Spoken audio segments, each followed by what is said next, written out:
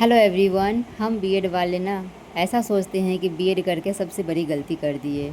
शिक्षक बनना तो बहुत दूर, वैकेंसी ही नहीं आ रही है। ऊपर से हर रोज़ new rule, new notification, new news.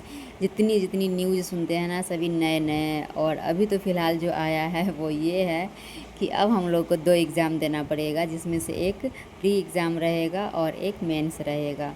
अब समझिए, जब दो दो एग्ज़ाम टीचर वैकेंसी में भी लिया जाएगा तो फिर हम लोगों से सीटेट का एग्ज़ाम क्यों लिया जाता है। बीएड करके हम लोग आते हैं, ग्रेजुएशन करके बीएड करते हैं, या फिर जो 12th किए रहते हैं वो डीएलएड करते हैं। फिर उसके बाद हम लोग तो सीटेट दे ही देते हैं। तो एक तरह का जो प्री एग्ज़ाम हुआ वो तो हम लोग का सीटेट हो गया प्री एग्ज़ाम। तो बस एक एग्ज़ाम कितना अच्छा तो लेते थे, जो पास होते थे उनको जॉब देते थे, जो नहीं होते थे पास उनको फिर से अगले तैयारी करने का मौका मिलता था, वो फिर नेक्स्ट तैयारी में लग जाते थे। लेकिन ये कौन सा ये मतलब नया निकाले हैं ये कि दो दो एग्ज़ाम देना पड़ेगा टीचर वाले को भी। आप ही लोग बताइए कि ये कहाँ तक सही है। मुझे तो बिल्कुल भी सही नहीं लग रहा है, क्योंकि हम लोग सीटेट किए हैं तो फिर हम लोग प्री एग्ज़ाम क्यों दे। डायरेक्ट एक एग्ज़ाम, मतलब प्री हो या मेंस हो, जो पहले जैसे होता था वैसे होना चाहिए। ये अभी जो निकल के आ रहा है ये नहीं लागू होना चाहिए। तो आप लोग सवाल उठाइए, क्या ये सही है। मुझे तो बिल्कुल भी सही नहीं लग रहा है। आप लोग कमेंट करके बताइएगा फ्रेंड्स। अभी मैं अपने घर में थोड़ा सा बिज़ी रहती हूँ, छोटा छोटा बच्चा है तो आप जानते ही हैं कि कितना परेशानी हो जाती है बच्चे के साथ स्टडी करना। ऊपर से इतने घटिया घटिया न्यूज़ सुनने को मिलता है ना कि पूछो मत, दिमाग ख़राब हो जाता है न्यूज़ सुन सुन के। और तो और पढ़ाई करने का भी मन नहीं करते रहता है। ऐसा जब भी सुनते हैं कि इतना समय हम लोग बर्बाद किए, इतना पैसा बर्बाद किए, और ऊपर से अब दो दो एग्ज़ाम फिर से देना पड़ेगा। ऐसा लग रहा है ना कि जैसे कि अब तक जितने हम लोग पढ़ाई किए हैं ना, वो सारे के सारे व्यर्थ गए। ऐसा लग रहा है जैसे कुछ पढ़े ही नहीं है।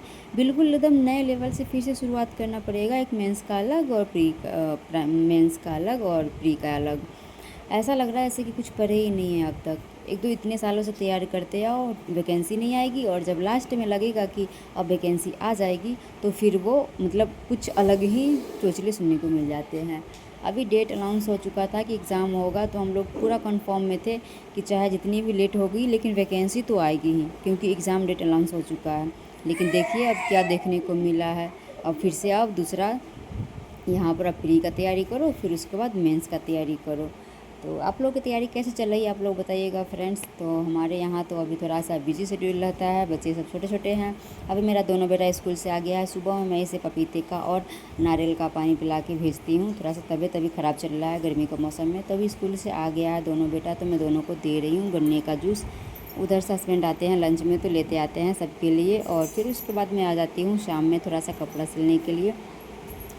अभी तो पढ़ाई उतनी अच्छा से चल नहीं रही है, क्योंकि छोटी सी बाबू है, तो वो जब शाम में सो जाती है तो थोड़ा बहुत घर का काम रहता है वो निपट जाता है, और फिर मैं थोड़ा बहुत सिलाई कर लेती हूँ। क्योंकि केवल आप नौकरी के भरोसे बैठे रहोगे ना तो फिर हाथ मलते रहोगे। तो जो अनमेरिड हैं उनके लिए तो कोई बात नहीं है, लेकिन जो शादीशुदा हैं उनको थोड़ा सा खर्चे घर के बढ़े जाते हैं, तो उनको कुछ ना कुछ साइड में करते रहना चाहिए। खाली मत बैठे रहिए, आप लोग भी कुछ ना कुछ करिए। जो आपको आता है वो करिए। मुझे सिलाई आता है तो मैं थोड़ा बहुत टाइम मिलता है तो मैं सिलाई कर लेती हूँ, क्योंकि केवल पढ़ाई के भरोसे रहूँगी और ऐसा जितना अभी नेगेटिव न्यूज़ चल रहा है कि वैकेंसी पता नहीं कब आएगी, ये सब सुन सुन के ना और आप भी परेशान रहिएगा।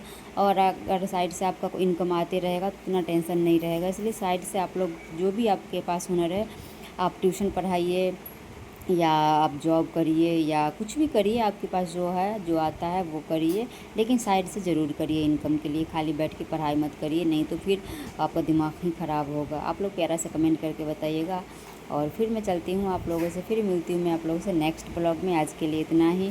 Bye bye friends, thank you so much for watch करने के लिए।